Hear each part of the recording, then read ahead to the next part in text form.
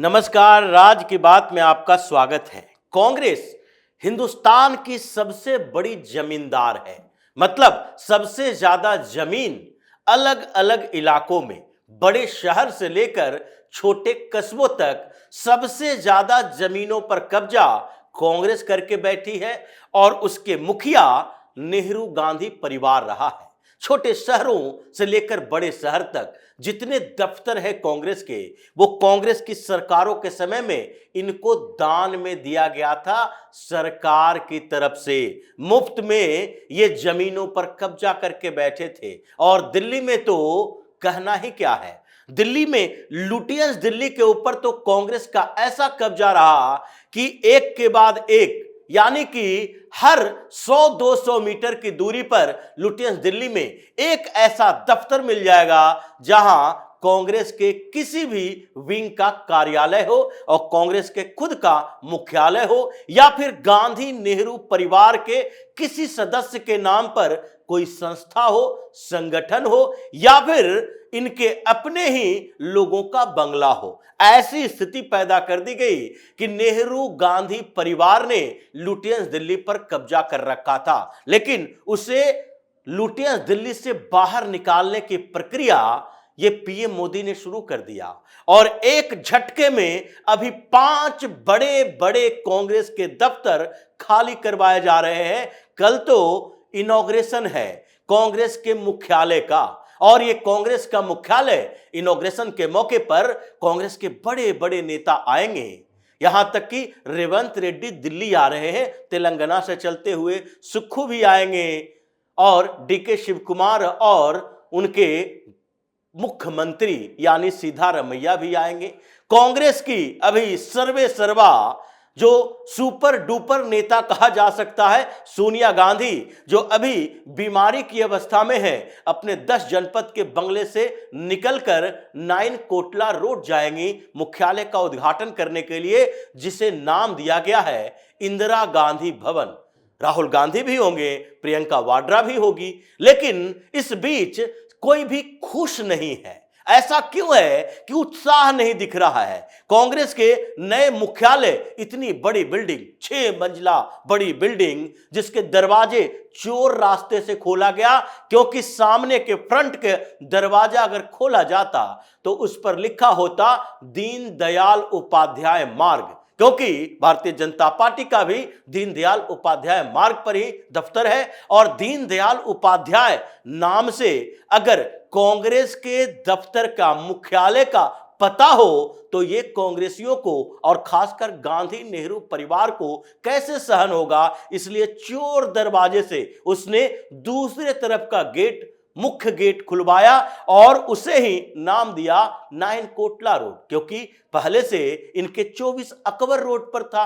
इनके सबसे ज्यादा प्यारे लोग जो हैं वो तो अकबर, बाबर, हुमायूं, तुगलक, यही सब है, और इसलिए इन्हीं लोगों के नाम पर लुटियंस दिल्ली और उसके आसपास के क्षेत्र के ज्यादातर सड़कों का नाम रखा गया। इन्हीं लोगों को ये आदर्श मानते हैं, और यही वजह है कि आज भी ये कोटला रोड, फिरोज शाह कोटला, ये कोटला रोड की तरफ से अपना दरवाजा खोला, लेकिन सबके चेहरे पर मायूसी है। और मायूसी की बड़ी वजह है कि पीएम मोदी ने एक झटके में लुटियंस दिल्ली के 5 दफ्तर जो कांग्रेस के बड़े बड़े थे, उन सब को उनसे छीन लिया एक झटके में। अब ये लोग इतने समय तक तो किसी तरीके से कोर्ट कचहरी का इस्तेमाल करके, हाई कोर्ट, सुप्रीम कोर्ट करके 3 साल 2 साल का एक्सटेंशन लेकर किसी तरह 24 अकबर रोड पर कब्जा करके बैठे रहे, लेकिन अब इन्हें खाली करने का समय आ गया।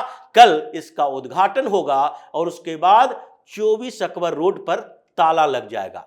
लेकिन बात केवल 24 अकबर रोड की नहीं है, उसके बगल में 26 अकबर रोड पर भी कांग्रेस का ही एक बड़ा दफ्तर है, और उस दफ्तर को भी खाली करना पड़ेगा। ये कांग्रेस के सेवा दल जो कहा जाता है, कांग्रेस सेवा दल हुआ करता था कभी, अभी तो कहीं दिखता नहीं है, लेकिन उसके नाम पर इतना बड़ा ऑफिस इन लोगों ने कब्जा करके रखा था। कांग्रेस के मुख्यालय के बगल में। इसलिए 26 अकबर रोड पर जो कांग्रेस सेवा दल का दफ्तर है उस पर भी ताला लगा दिया है पीएम मोदी ने। उसे भी खाली करने का आदेश है, वो भी खाली हो जाएगा जैसे ही कांग्रेस का मुख्यालय नाइन कोटला रोड पर उसका उद्घाटन होगा। उसके बाद उस पर भी ताला लगना है। लेकिन यहीं तक नहीं रुकता है, इसके बगल में एक और है, 5 रायसीना रोड पर कांग्रेस का एक और बड़ा दफ्तर, यूथ कांग्रेस का दफ्तर हुआ करता था ये। और अभी भी यूथ कांग्रेस NSUI के नाम पर इस पर कब्जा जमाए हुए है, लेकिन यूथ कांग्रेस कहीं दिखाई नहीं पड़ती। ये तो कागजों में है, न मीटिंग, न इसकी कार्यविधि, न किसी तरह से कोई एक्टिविटी दिखाई पड़ती है। लेकिन दफ्तर तो बड़ा सा होना चाहिए। कब्जा जमा कर बैठे हुए हैं ये लोग, उसके ऊपर भी ताला लगा हुआ है और अब इसे भी शिफ्ट किया जाएगा। ये 3 दफ्तरों के अलावा एक और जगह पर जहां कांग्रेस ने पिछले 40 सालों से उस पर कब्जा करके रखा था, 11Y109 चाणक्यपुरी। ये वह जगह है जिसे रेसिडेंशियल कॉम्प्लेक्स बताया जाता है और उसने कांग्रेस के कुछ विशेष लोगों के लिए अलाउड किया था। विंसेंट जॉर्ज, जो कि सोनिया गांधी के पीए हुआ करते थे, उनसे यह सिलसिला चला और उनके कई कांग्रेस के यानी कि सोनिया गांधी के करीबियों को वो बड़ा सा बंगला दिया गया और उसके लिए पैसे कांग्रेस के फंड से दिए जाते थे। लेकिन चूंकि सरकारी स्तर पर काम हो रहा था तो उसमें जो रेंट है वो मार्केट रेट पर नहीं दिए जा सकते, इसलिए इन लोगों ने कब्जा करके रखा था। और ये जो यूथ कांग्रेस की बात हो रही है, वो यूथ कांग्रेस का दफ्तर पहले तो यही 10 जनपद में था, जिसे खूनी भूतिया महल कहा जाता था। जब संजय गांधी के समय में उसमें यूथ कांग्रेस का दफ्तर हुआ करता था और उस समय वहां एक के बाद एक कॉन्स्पिरेसी, कई ऐसी मिस्ट्री छिपी हुई है जिसके बाद से कोई उसमें जाता नहीं था। हालांकि राजीव गांधी गए और बाद में राजीव गांधी की भी हत्या हो गई, लेकिन इसके बावजूद सोनिया गांधी कहां से वहां से हटने वाली है, क्योंकि उनको तो इतना बड़ा सा बंगला मिल गया जो पीएम आवास से भी बड़ा है, जबकि उनके यानी सोनिया गांधी की औकात नहीं है। सोनिया गांधी कोई ऐसे संवैधानिक पद पर नहीं है। कोई भी पूर्व प्रधानमंत्री के बाद, उनकी हत्या, उनकी मौत के बाद उनकी पत्नी को इतने बड़े बंगले नहीं दिए जाते। क्या मनमोहन सिंह को इतना बड़ा बंगला दिया गया? क्या मनमोहन सिंह के मौत के बाद गुरशरण कौर को, जो उनकी पत्नी है, उनको इतना बड़ा बंगला दिया जाएगा? या फिर वो सांसद, राज्यसभा सांसद ही मनमोहन सिंह थे, लेकिन फिर भी उनको इतना बड़ा बंगला नहीं दिया गया था जितना सोनिया गांधी ने कब्जा करके रखा है। हालांकि अब उसे भी खाली करवाने की बात आ रही है, क्योंकि पीएम मोदी ने साफ तौर पर कह दिया है जो भी कैटेगरी का उल्लंघन करेगा उसे बख्शा नहीं जाएगा। जैसे राघव चड्ढा को उस बंगले से मारकर भगा दिया गया, धक्के मारकर अर्बन डेवलपमेंट मिनिस्ट्री को रिक्वेस्ट पर रिक्वेस्ट करते रहे, यहां तक कि हाई कोर्ट गए, सुप्रीम कोर्ट गए कि नहीं, हम इसमें शिफ्ट कर गए हैं और यहां से जाएंगे नहीं, क्योंकि ये टाइप 8 कैटेगरी का बंगला है और इसमें हम अपनी मम्मी पापा के लिए भी जगह बना के रखे हैं। वो बुजुर्ग व्यक्ति हैं, वो हिल नहीं सकते, जा नहीं सकते। ये कॉन्स्पिरेसी थी राघव चड्ढा की, जबकि इंटाइटल्ड वो टाइप A6 बंगले के लिए है। इसलिए फिर अर्बन डेवलपमेंट मिनिस्ट्री ने साफ तौर पर कह दिया खाली करना है तो खाली करना पड़ा। यह आज से नहीं चल रहा है, 2023 की बात है। 2023 में भी कांग्रेस को एक बंगला खाली करना पड़ा था और वो था 15 रकाबगंज गुरुद्वारा रोड। ये गुरुद्वारा रकाबगंज रोड पर ये जो बंगला था वो राज्यसभा सांसद का था, लेकिन कांग्रेस ने क्या किया? कांग्रेस ने उस बंगले का इस्तेमाल चुनाव के लिए वार रूम तैयार करके रखा। 18 साल से इस बंगले पर कब्जा था, किसलिए? कांग्रेस ने अपने चुनावी अभियान के लिए इसे इस्तेमाल करना शुरू कर दिया था। प्रदीप भट्टाचार्य एक राज्यसभा सांसद हुआ करते थे कांग्रेस के, उसी के नाम पर अंत में इसका अलॉटमेंट हुआ था। लेकिन कांग्रेस का जो एक खेल चल रहा था, जिस रास्ते पे अभी अरविंद केजरीवाल चल रहा है, कांग्रेस से ही वो सीख कर आया है और कांग्रेस ने लंबे समय तक ये खेल किया है। और कांग्रेस की मतलब ये नेहरू गांधी परिवार की बात है। ये राज्यसभा के रास्ते भी बंगलों पर कब्जा करने के लिए इन लोगों ने बड़े बड़े षड्यंत्र किए और ऐसा होता भी रहा।